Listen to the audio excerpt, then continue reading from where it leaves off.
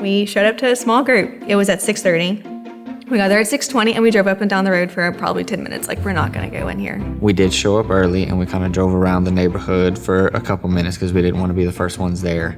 We were sweating. That's a big no-no for me. I'm always early, except in that situation, I don't want to be the first one there.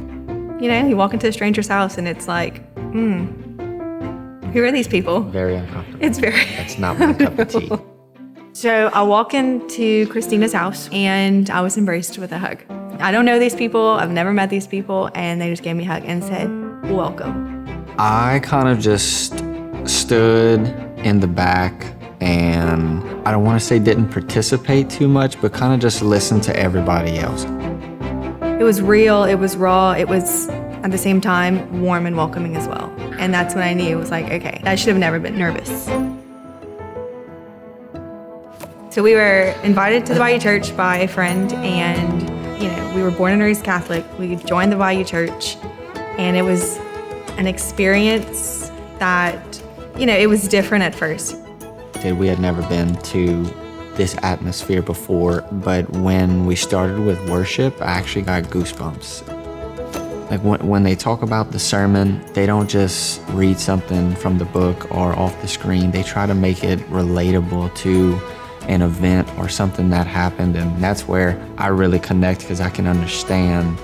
The series that really kicked it to me was the anxiety one.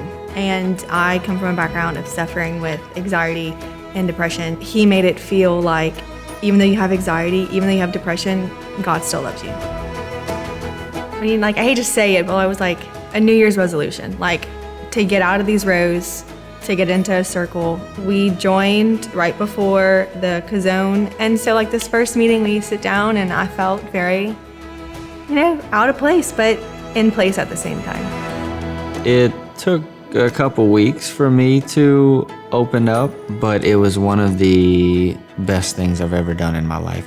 Listening to the sermon is great. You get it, but you don't have that two-way conversation. The growth comes from the two-way conversation. All of the problems that you think only you have, you might be surprised that other people actually either have the same problems or have been through that same scenario and can help you. Going as a couple, you get to watch your spouse grow. I grew personally, but we grew as a couple. We got stronger in our marriage. Even in parenting, like our parenting is different. You know that you have that growth and you have that connection and you have everything around you and it just falls into place. The growth from a small group and the growth from going from this to this is something that is sometimes unexplainable.